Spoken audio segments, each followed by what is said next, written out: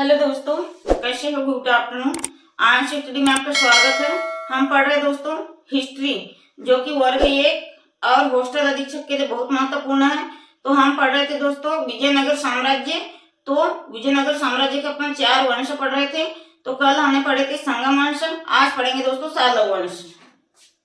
आज पढ़ेंगे अपन सालव वंश।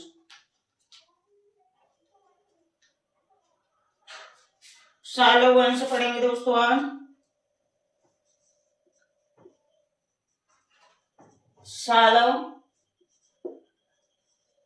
सालव वंश 1485 से 1505। हम पढ़ रहे हैं विजयनगर साम्राज्य के अंतर्गत वंश पढ़ रहे हैं। कल हमने संगम वंश पढ़ लिया था दोस्तों, और आज पढ़ रहे हैं सालव वंश। तो यह किनके द्वारा, मुसलमानों के द्वारा विजयनगर साम्राज्य की स्थापना हुई थी। मुसलमानी कौन थे? मोहम्मद बिन कासिम, मोहम्मद गजनी, मोहम्मद बिन तुगलक। तो इनके द्वारा हरिहर और बुक्का भी जुड़े थे, 2 भाई। तो हम्पी में अपनी तुंगभद्रा नदी पर अपनी राजधानी स्थापित किए थे। इतना हमने समझ लिए थे, ठीक है। तो आज अपन पढ़ेंगे सालव वंश। सालव वंश हम पढ़ेंगे संगम वंश। संगम वंश के समाप्ति के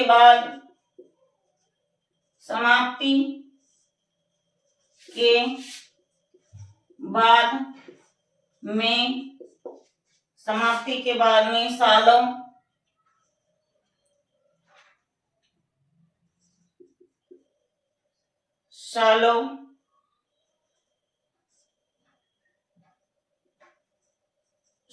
वंश सत्ता में आया। सालू वंश मतलब संगम वंश के समाप्ति के बाद सालू वंश सत्ता में आया।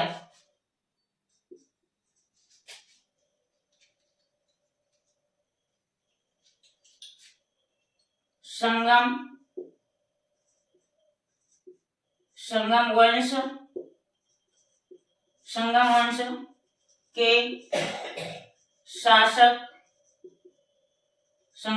शासक कमजोर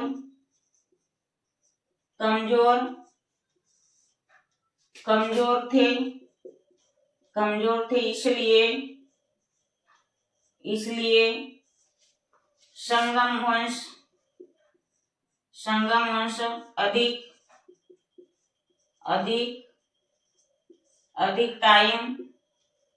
अधिक टाइम तक नहीं चल पाया, ठीक है। और संगम वंश के बाद क्या आया? सालव वंश सत्ता में आया। फिर क्या है? सालव वंश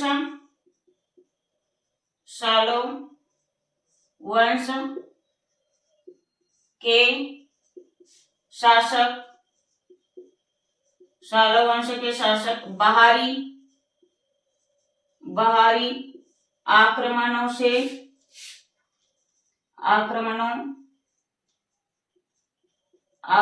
से आए और सालव वंश को मजबूत बनाने की कोशिश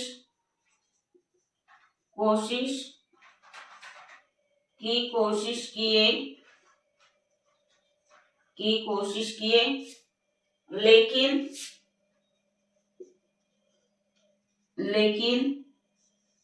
वह स्थायी ना होने के कारण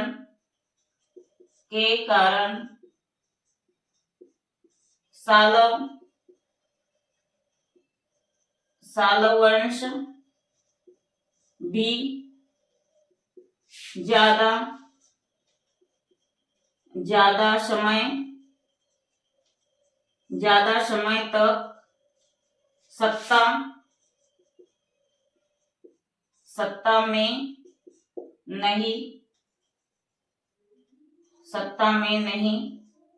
रहा और समाप्त हो गया, और समाप्त या कमजोर हो गया। ठीक है, समाप्त हो गया। हम पढ़ रहे हैं विजयनगर साम्राज्य के 4 शासक संगम, सालो, तुलु और अविरु। ठीक है, तो हमने कल पढ़ा था दोस्तों संगम वंश, आज पढ़ रहे हैं सालो वंश। तो अपन इसको थोड़ा समझ लेते हैं। सालो वंश का टाइम क्या है? 1485 से दोस्तों 1505। संगम वंश क्या कर रहा है? संगम वंश के अंतर्गत संगम वंश के समाप्ति के बाद सालू वंश सत्ता में आया। मतलब संगम वंश की क्या समाप्ति हो गई? क्यों समाप्ति हो गई? क्योंकि उसके शासक कमजोर थे और वह ज्यादा दिन साम्राज्य स्थापित न कर सका, ज्यादा दिन सत्ता संघर्ष न कर सका, इसीलिए क्या है संगम वंश विलुप्त हो गया, समाप्त हो गया। उसके बाद कौन सा वंश है? सालो वंश। तो सालो वंश भी मतलब यह ज्यादा टाइम तक नहीं चल सका, इतना नहीं समझ लीजिए। सालो वंश के शासक कैसे थे? बाहरी आक्रमणों से आए थे, बाहर से आए थे। तो सालो वंश ज्यादा मजबूत बनाने के लिए कोशिश तो किए, लेकिन वह स्थायी ना होने के कारण जो सालो वंश के शासक थे बाहरी आक्रमणों से आए थे और अपना साम्राज्य किसी एक निश्चित स्थान पर स्थापित ना कर सके, आते थे जाते थे। इसीलिए क्या है सालो वंश भी सत्ता में नहीं आया, सालो वंश भी जल्दी समाप्त हो गया, क्योंकि वहां के जो शासक थे बाहरी आक्रमणों से आए थे, बाहरी देशों से आए थे और अपना साम्राज्य एक व्यवस्थित जगह स्थायी स्थापित ना कर सके, आते थे जाते थे। इस कारण यह भी सालो वंश भी सत्ता में नहीं आया जल्दी, और जल्दी समाप्त हो गया। आ गया इतना समझ में दोस्तों? होने के कारण सालो वंश भी ज्यादा टाइम तक के नहीं सत्ता में रहा, वो भी समाप्त हो गया। दिख रहा है क्या नहीं? आप लोगों को एक बार चेक कर लेते हैं। इतना स्क्रीनशॉट लेना होगा तो ले सकते हो।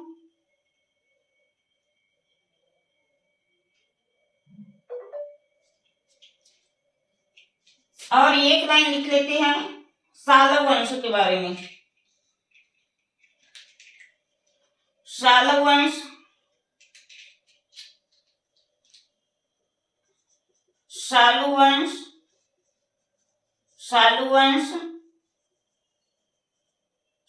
वंश कैसा था? छोटा था। तो छोटा होने के कारण क्या है संगम वंश से थोड़ा बहुत तो सत्ता में आ गया था, तो लिखेंगे छोटा था और बहुत जल्दी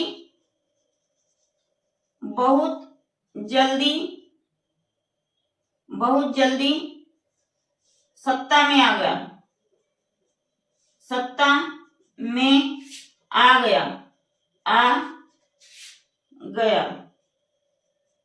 अब इधर तुम बोलोगे कि इधर पढ़ा है कि सत्ता में नहीं आया, मतलब ज्यादा समय तक सत्ता में नहीं आया, मतलब ज्यादा समय तक के नहीं, क्या है छोटा था। कौन? सालो वंश थोड़ी समय के लिए सत्ता में आया था, ज्यादा समय के लिए नहीं आया था। क्या है? ज्यादा समय के लिए नहीं आया था, वो छोटा था, इसलिए थोड़े समय के लिए सत्ता में आया था। ठीक है, इतना स्क्रीनशॉट ले लीजिए दोस्तों।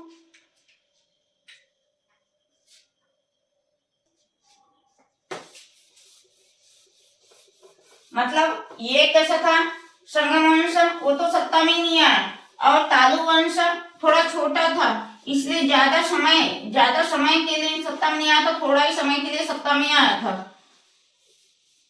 सालू वंश का टाइम क्या था? 1485 से 1505। अब अपन पढ़ेंगे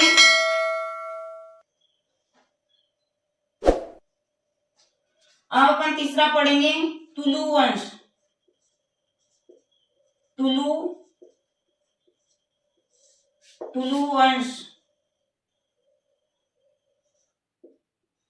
तुलु वंश का टाइम 1505 से 1507।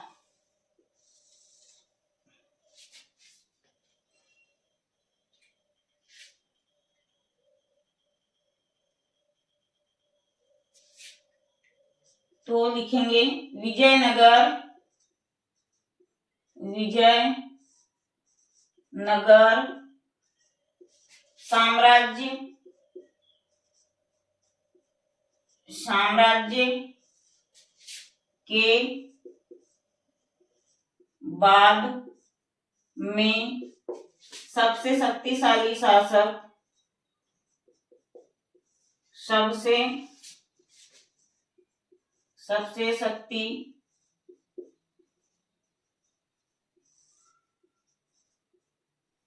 शक्तिशाली विजयनगर साम्राज्य के बाद में सबसे शक्तिशाली राजवंश लिखेंगे।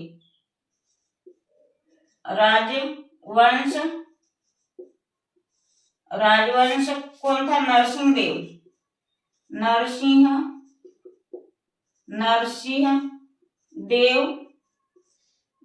देव आया, लेकिन यह राजवंश अधिक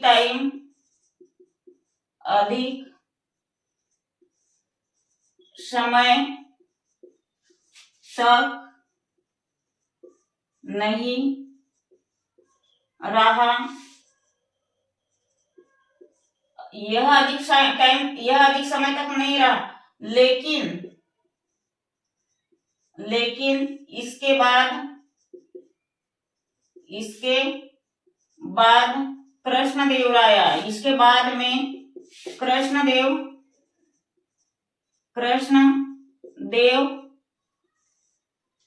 राय आया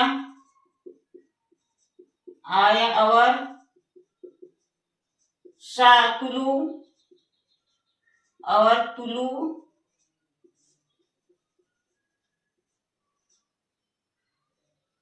तुलु वंश में साम्राज्य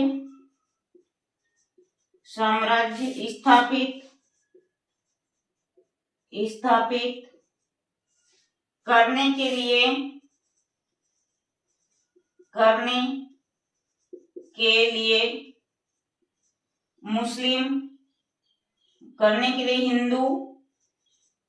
हिंदू शासकों को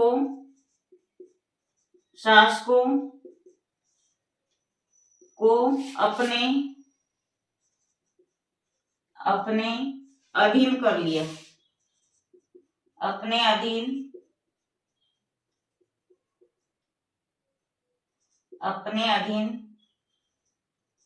कर लिया। ज्यादा महत्वपूर्ण नहीं, इसके बारे में इतना ही लिखेंगे। तो ये डेट याद रखोगे दोस्तों, ये टाइम काल याद रखोगे। तुलु वंश का 1505 से 1507। तो विजयनगर साम्राज्य के बाद सबसे शक्तिशाली राजवंश कौन था? नरसिंह देव, लेकिन वह अधिक दिन तक नहीं रहा। उसके जाने के बाद कौन आया? कृष्णदेव राय आया। ठीक है, कृष्णदेव राय आया। तो तुलु वंश को साम्राज्य स्थापित करने के लिए क्या किया तुलुदेव राय ने? हिंदू शासकों को अपने अधीन कर दिया। इसके बारे में बस 2-3 ही लाइन महत्वपूर्ण है। ठीक है, तो इसके बारे में इतना ही है। और एक लाइन हम लिखा देते हैं अपने तरफ से। वास्तविक उन्नति तुलु वंश की वास्तविक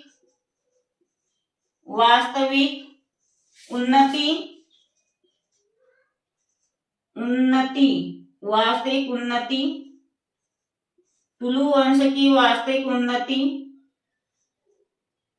वंश की वास्तविक उन्नति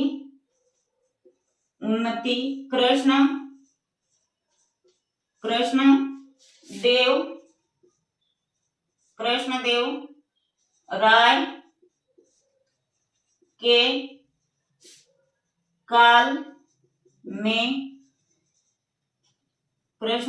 के काल में ही हुई थी। बस वास्तविक उन्नति यदि कभी पूछ ले तो वास्तविक उन्नति यही है, कृष्णदेव राय के काल में हुई थी वास्तविक उन्नति।